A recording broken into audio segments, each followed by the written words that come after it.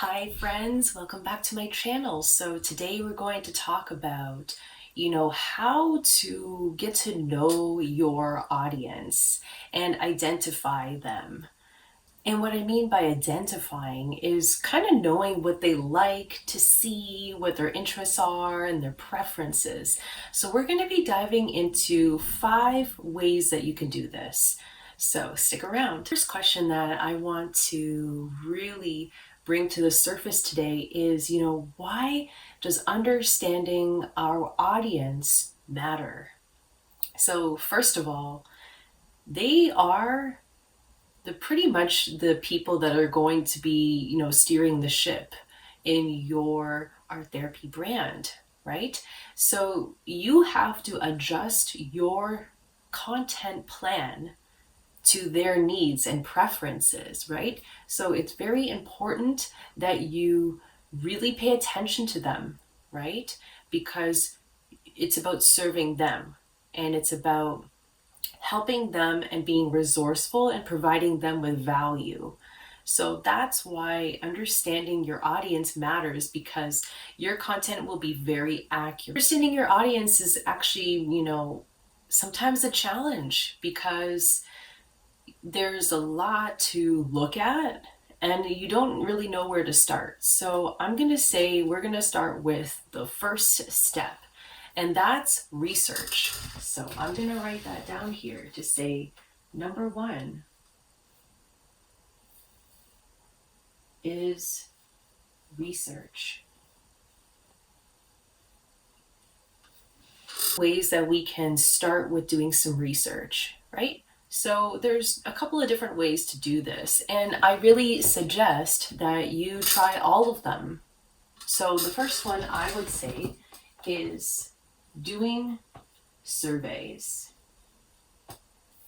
And I know that not many of you like going out there and asking questions and getting people to get into your forums and answer questions, or even get in front of people and ask the questions, because we could be, a little bit timid, a little bit introverted, and that's okay. There's many different ways of doing surveys. You can do them just digitally via, Google Forms or SurveyMonkey. If you don't feel like going out and building a, group, collecting a group of people and asking questions, or doing one-on-one interviews, those can be a little bit intimidating, but I do encourage that you do give that a try.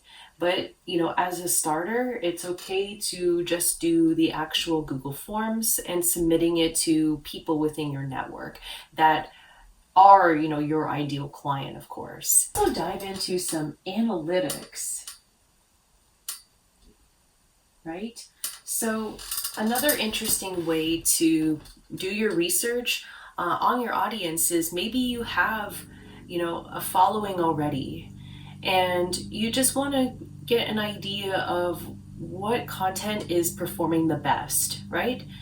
And what information is more important to your audience. So you could go to your analytics on your social media channels, and that could be your way of finding out what is doing best. What topic are people liking more? Do they like anxiety discussions much more than maybe the imposter syndrome?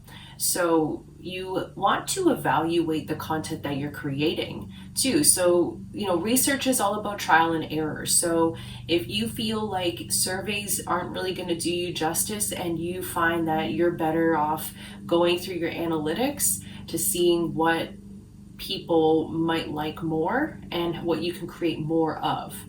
So I would say doing your analytics could also be a useful tactic. And I would say the last thing that you could do for research is just engage, right?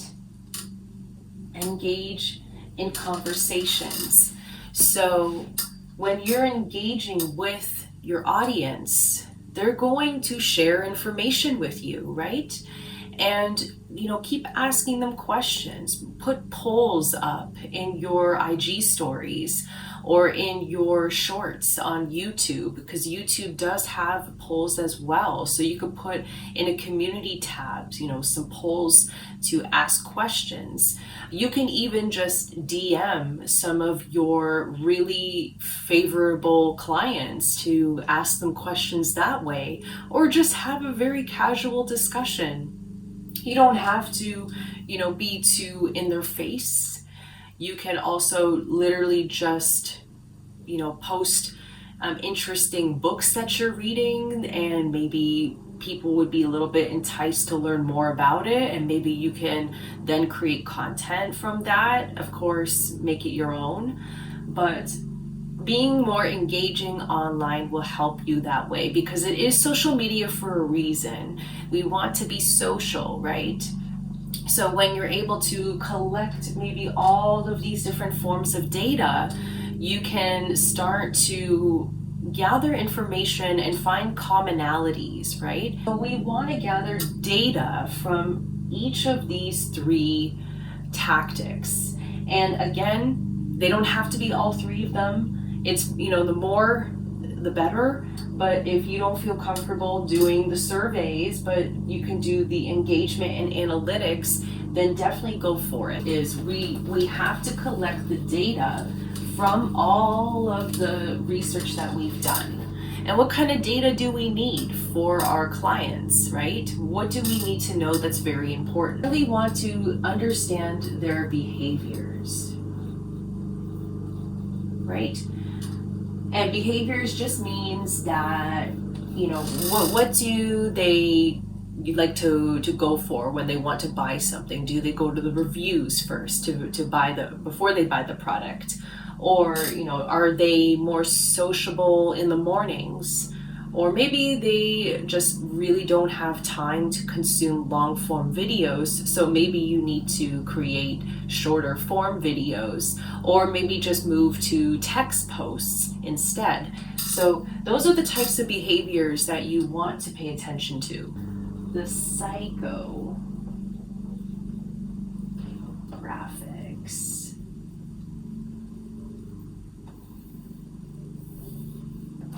And the psychographics are really tying into what's on their mind a lot, right? What are they constantly complaining about or wishing for? Or what are their go-to interests and stuff? What do they love to talk about? What are their, specific aspirations, goals? It's really important to dive into the psychographics, less on the demographics, because there's not too much that you could stem from that. It's good to know as a side dish, but I would say very much to focus on the psychographics. What is their inner desires? What are the pain points that they're struggling with right now? And what are the needs? What do they need right now that you can help them with? So this is basically what you want to go for. And then the last one I would say is about the preferences. Okay, so the preferences could be, would definitely be, what do they prefer to consume, right? We want to know what platform do they like to show up on, right? So where do they go for their information? Are they into social media, and are they on Instagram looking for tips and advice? So we need to know where to show up, right? Or where they go for information, because what you need to do as the art therapist and the content creator is to show up where they are, right? We want to meet them in the middle. So identifying their preferences, especially with formats, right? If they don't have time to consume video, then don't make videos.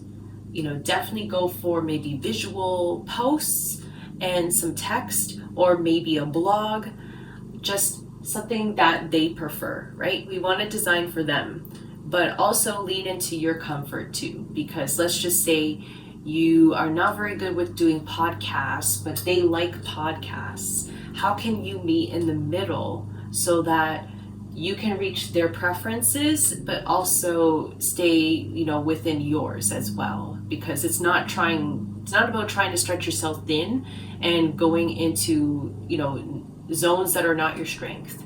Okay, so that's something we want to avoid. Step two now is, and you've done the research, you've collected all the data that you could possibly get, from your ideal client, your target audience. So what we want to do now is we want to create, and this is number two, we want to create a character sheet.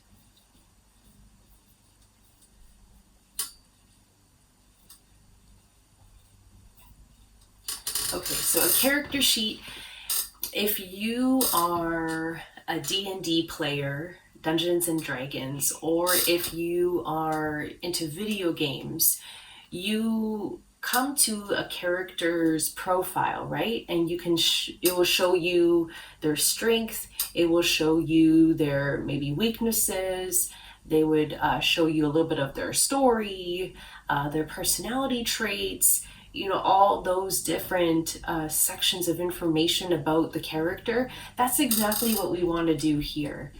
And we want to take all the data that we found and start to organize it into a character sheet that we can use for, creating graphics or for creating content. We want to get deeper into, what is going on the surface. So this could be pain points. So pains, goals of theirs, maybe some of their traits. We can lean into some of their strengths, like we said, lean into the needs that they might need, maybe going for the inner desires. Inner desires. So there's a lot more to touch upon, but we're basically building a character sheet to have something to look at. Okay, so, and you can map out your character sheet similar to what I'm going to show you right now. So you can have a profile picture of the person. So you've got like a profile picture, and then you can break everything off into different sections for this person. And you can do this just by hand if you want to draw it out and make it really nice. Or you could use maybe Canva to create your template and then start creating your character sheets. There might be pre-made ones online too if you just don't have the time, but this is very essential either way. But what you want to do is you want to put the pains, in one box, maybe their goals, maybe their traits, like I said, what we were mapping before, but you see how we're sectioning everything off. We are organizing all the data that we found into these modular boxes.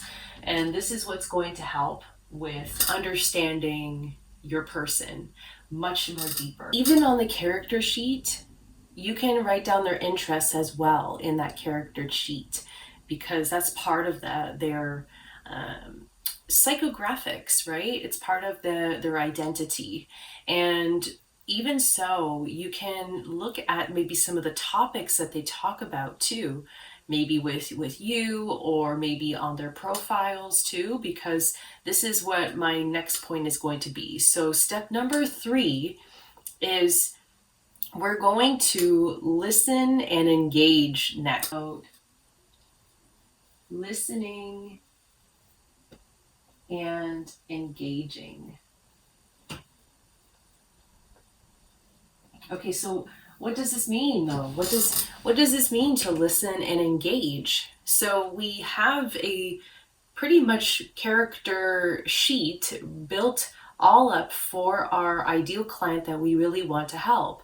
So now we actually have to take that sheet with us, because we might still have to add more to it, right? Because it's always going to be a work in progress, and there might be things you want to update and change, right? So when you are doing the listening and engaging, what you are asked to do now is to go to social media, see if you can find people that match your character sheet. And I want you to look through some of the imagery, some of the posts that they've created, and see what topics they talk about and some things that they say. And make a journal of that in the actual character sheet. And that could mean, copying and pasting some of the phrases that they say so that maybe you can use that in your copywriting to reach them and speak on a deeper level with them. You can even go through the comments too, the comments or forums or even social groups that you can follow along with and continue to journal and collect that data, because the more that you have on your character sheets, the better and more accurate you can be with your people, especially getting to know them, right? Know them really well. You can start asking them questions too, because sure, we're going and stalking different social media profiles, but if you know the person a little bit more, or you just want to introduce yourself, go ahead and do so if you feel comfortable. It's not a necessity, but it's just about starting the conversation. It's about kind of figuring out what they're about, right? Being curious and staying curious about these individuals. Because the more social you are with them, the better you're going to understand their world. And that's important when it comes to designing something for them, right? Designing an offer, designing content, making graphics, that all matters. Number 4 now is about analyzing the performance. So just like I said before, earlier in step 1 with the research, going back to your analytics. So now we're going to continue to do that, right? So we need to analyze. So you've probably started creating content, given now that you have your character sheet done up, you have an idea of what your people are talking about, right? What are they interested in? And you started posting content based on that. So now what you can do is go back and analyze your content. What is performing the best, right? And how can you continue to nurture that topic? How deeper can you go on the topic? And people will be more interested in knowing what you have to say about it. Thing too is maybe you don't know what their format is. So video, audio, postings. If you're not sure, it's good to explore here. And then you can come back and analyze to say, okay, maybe the format was not good, so we might have to change it up, right? So we want to analyze the formats, we want to analyze the topics that we've done this round and what we can repeat again, right? So repeat what is working. Don't repeat what is not working, because that's just wasted energy and time on your side. So format, topics, and then we want to refine, right? So when we are refining the content, this is where we want to come back and improve things, right? We know that, maybe the videos are working and maybe it's under the topic of stress. So how do we refine this? So I'm going to make more videos about stress, and maybe I refine the content with maybe bringing in more people to interview, maybe more professionals in the area of stress, and maybe bringing on lifestyle coaches to talk about how to manage your lifestyle to reduce your stress. So you see what I mean? You're refining the content, so you're going beyond the needs, right? You're looking ahead of what could you do, beyond your own services that your audience would love, right? So you're refining things much more for them. But it all comes to, the knowing your ideal client. What do they care about? And refining and refining and refining. So step number 5, the last one, is about, staying adaptable. Stay adaptable and evolve. So, I did say in the previous step that, to continue to go for what is working and repeat it, right? But remember that your audience is not static, right? They are going to constantly be changing. It's very dynamic.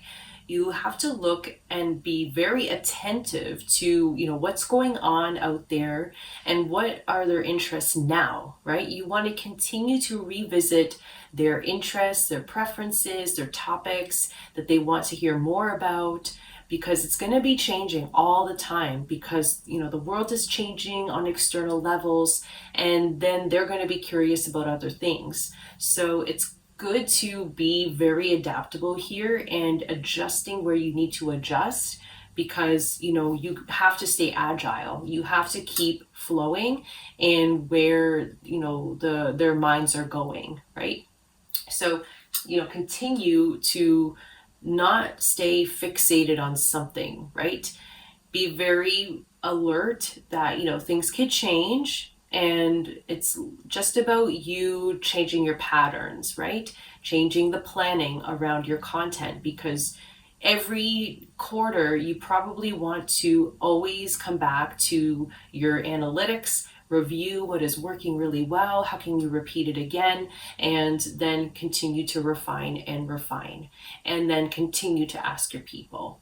So takeaways here, that just a reminder to sum up everything that we've talked about today. So what we want to do is, first we want to research, right? We want to spend time in this brainstorming area to know what is going on, on the surface, and what data is out there that we can utilize, right? And then we can start building a character sheet so that we can collect the data, put it into some kind of a format for us to look at as a reference anytime, we're creating something. Now what we want to do is we want to take our character sheet and put it into play and start listening and engaging with those specific types of people that we're trying to attract, right? As our therapists.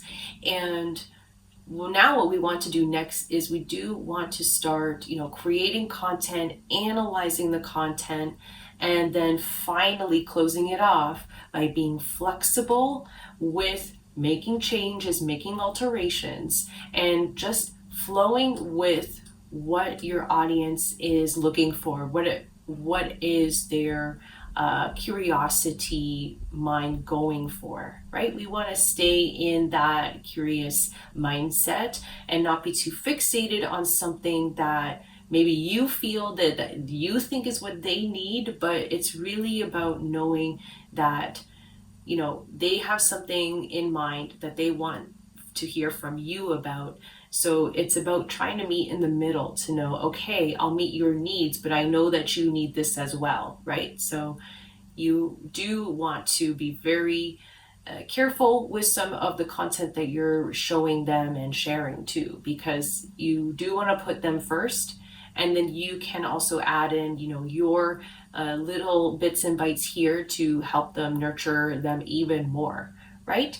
So I hope that was helpful today, and that if you have any further questions about, building a character sheet for your ideal client and ideal audience, feel free to post any questions in the comments below for me, and I'll be sure to answer them as soon as possible.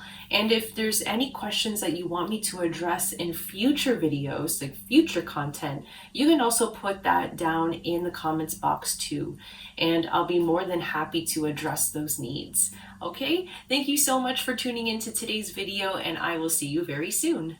Bye!